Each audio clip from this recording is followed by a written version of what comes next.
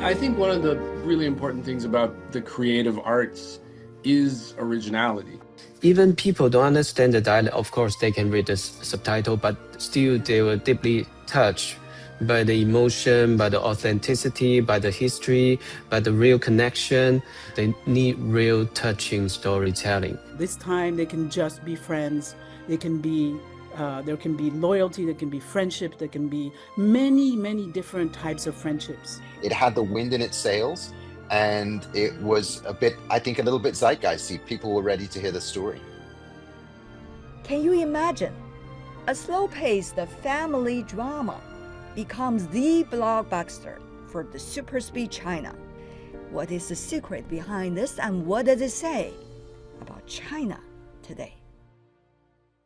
Dear You has become such a big name now in the Chinese theater. These are difficult times in the industry, globally, and in China too. And I think when a film comes out that has what feels like a kind of independent spirit and tells a story that has a clear emotional through line and has an urgency to it, and perhaps a sense of telling a story that hasn't been told on the big screen many times before, I think there's often a good chance that it will catch on. Audiences are looking for something new, for something fresh, something that doesn't feel too packaged. And I think this film does lots of those things. Did it surprise you if you look at the box office number right now? Well, it's we're asking for a magic formula. I mean, once again, it's true to say that we never really know anything when it comes to cinema. With a film that comes out, whether it's if I have the luck of the gods and one of my films ends up in the cinema, or somebody else's a film I love, a film I don't like as much. It's always really difficult to say why something does well. There's a little bit of a kind of 因为所以 to it. There's a kind of it's self-generating. There's a goodwill often connected to certain films, and then audiences respond, and then because people are talking about it, that's why it takes off. And this film does have elements that you might be able to guess, but it wouldn't have surprised me if this film had come out and it had been a very small release and had disappeared fairly quickly. It had the wind in its sails, and it was a bit, I think, a little bit zeitgeisty. People were ready to hear the story. Well, there's many elements, and we could analyze for hours. But I think that one of the elements that that sort of touched me was and surprised me at the same time is the fact that this film was not. I was expecting, okay, there's going to be a romantic angle to this. The boy loves the girl, and it's. At first, I was kind of bored, to be honest, and then I was surprised. And I think that this really resonates with young people, whether it's in China or, I'm maybe abroad too, definitely. The fact that it's not always this cliche of, men and women have to be, in a romantic relationship. No, this time they can just be friends. They can be, there can be loyalty, there can be friendship, there can be many, many different types of friendships. This is real life, and I think a lot of people are changing the way they get involved in relationships, and maybe they will have more than one love in their life. Maybe they will have two or three, and maybe their friendships will be more important than their romantic involvement. So it's a changing world, and I think that really very smart, very intelligently reflects that reality. I had a feeling once I saw it, I had a feeling it was gonna get a lot of kopei, a lot of word of mouth, and people were gonna, the likelihood that it would really do well that way, because I think one of the really important things about the creative arts is originality. And when you take all the great literature and the great movies, all the films that have made received awards and so on, there's one common thread through all of them, and that is each one of those stories is an original story, right? Like it's not a copy of some other thing. And so that in itself, when I saw it, I was like, wow, okay, the language, the story itself, it's not a unique experience. There are many, hundreds of thousands of people went through this type of story. We ourselves, coming from the age of letter writing, like Yeah. you leave home and then you don't hear from home or your loved one for like months, and that we it resonated with us, right? And for I think for a lot of young people, seeing that world where people communicated by letters and you didn't hear from your family, your relatives for ages, that was also something completely fresh and new to them. So the originality was one thing that would push this forward. It wasn't a Yeah. repeat of some other often told story, which is I think actually one of the problems with movies. Very often like, Hollywood does it, but in China it happens a lot, which is like, as soon as one subject, one type of film becomes popular, then everybody jumps on the bandwagon. In fact, what's going on right now is I've had conversations since seeing this movie where producers, they all refer to this like, oh, you see, since the Ama's this this story is now so popular, I'm sure the next tearjerker or the next story, we should also do stories like this. And there's like hundreds of projects now being launched in the same genre or in the same vein. Talking about originality, Qiufan is originally coming from Chaoshan. That is where exactly the story was set. And a lot of cultural elements were explored in the movie. Qiufan, were you surprised this has become such a big hit? I was so surprised, to be honest. I was sitting Really? in the cinema when I was the only one speaking the dialect, but I heard all the sobbing, weeping, even crying in the darkness. I cried. And yeah, Yeah, so me I too. feel, wow, even people don't understand the dialect. Of course, they can read the subtitle, but still they were deeply touched by the emotion, by the authenticity, by the history, by the real connection. I mean, yeah, so people long for this kind of storytelling for long because we have all this, VFX, big budget, huge stars, big, very good production value, well packaged projects. But people get tired of those, they need real touching storytelling. So I can see the power here, but I didn't expect it to be that big because I know the director. I know his previous works is all very local and speaking the Yeah. same dialect, very marginalized, very niche. And sometimes you think it's kind of like crafting. Most of the projects like very low budget and maybe self-funding. And I think now is the tipping point, right? So because the industry get to this point and everyone right now talking about it, rushing to the cinema to watch it. And now a lot of project reach out to me because I'm from Chaoshan. They ask me if I Can have you write a any similar story? stories. So I think this is capitalism, right? So this is industrial thinking, but it's not gonna make any better story if you following the same path. Talking about the dialect, by the way, Qiufan, did they really speak great dialect, really authentic? Because I can't judge. It was beautiful to me.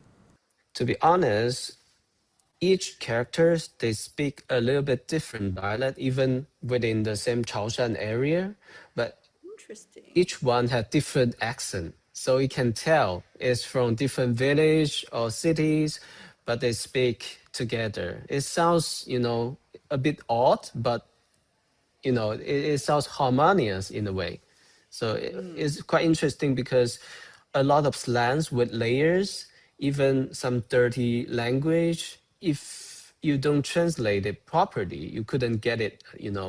Get the meaning. So it's in Ah. depth and with layers, and that kind of nuances is very difficult to be translated. Well, we got the first-hand information now. So they are coming from very different village. Which village are you from, quote unquote? I'm from Shantou. I'm a Shantou. city boy. Yeah, so I don't share a lot of like rural experience as the movie, but each family we share the history, we share the memory. We have some relative travel abroad, like going to Southeast Asia, even further. So we all share this kind of you know living diasporic, but connected. through letters. Which I think is really interesting. How come all of a sudden, the dance, the tea, the dialect, the music, and even the look, and even the rock music coming from the region, the rock bands have become such a national phenomenon all of a sudden from Chaoshan. I really wonder whether there's some secretive force behind all of this. Chaoshan is quite a mixed and contradictory culture because we are basically immigrant from the central China since maybe Han or Song dynasty. So we still heritage the very ancient towns. We have 8 or 9 towns, and we maybe speaking the same language as the Tang dynasty speak. um, and we still preserve all this culture like ancestral temple. We have all this ritual during the different festivals. We worship the gods, the heaven god, the earth god, even all this natural gods. And we have this kind of ingo, warrior dancing. So basically Yeah, it's like dancing right now, it become a big hit. It's very popular. a You can lot see of it everywhere. energy. Yes, A lot of exactly. energy. So I Yeah, I I see it as like the rule setting, is the trend to reconnect to our cultural sources, back in thousands of years ago when we speak very ancient dialect, we would still worship yeah, the cosmic beings and our ancestor, and we're still deeply connected together. And right. I think it's very different kind of feeling, like living lifestyle. So now it's become something very chic, very fashionable. I think, yeah, it's about time in a mysterious way. I've been talking to friends. They say to me when they travel to Chaoshan area, the kind of chill feeling is unique. People are pretty relaxed. They got the gong fu cha, right? You cook the cha a long time, and you use a very steep, short flow of the water in order to bring out all the flavors. It's a very different lifestyle.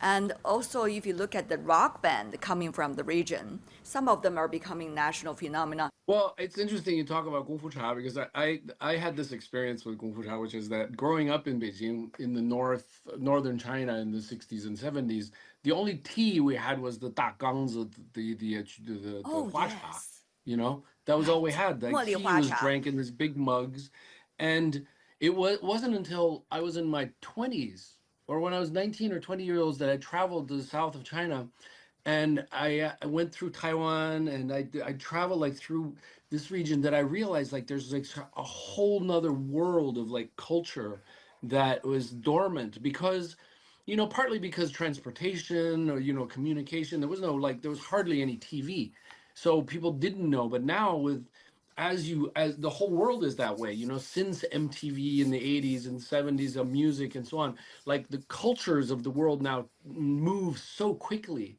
and young people are like sponges. They really like whenever there's something new, it's like, wow, this is really cool, like because of course each culture has like unique things that are very cool.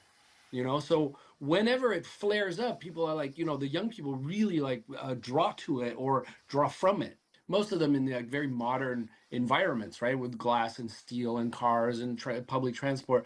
When they see something culturally unique and so on, they really they latch onto it, and they absorb it, right?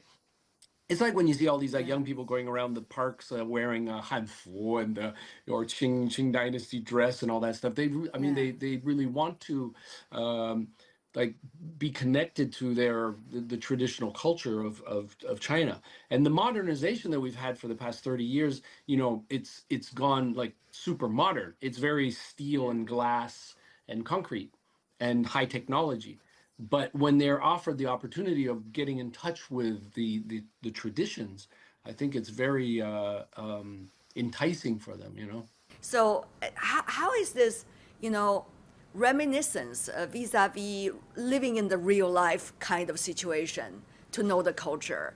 how are they different? I'm fascinated by this because I live in Beijing. I'm like you, right? If I go to some of the earlier temples, that's history.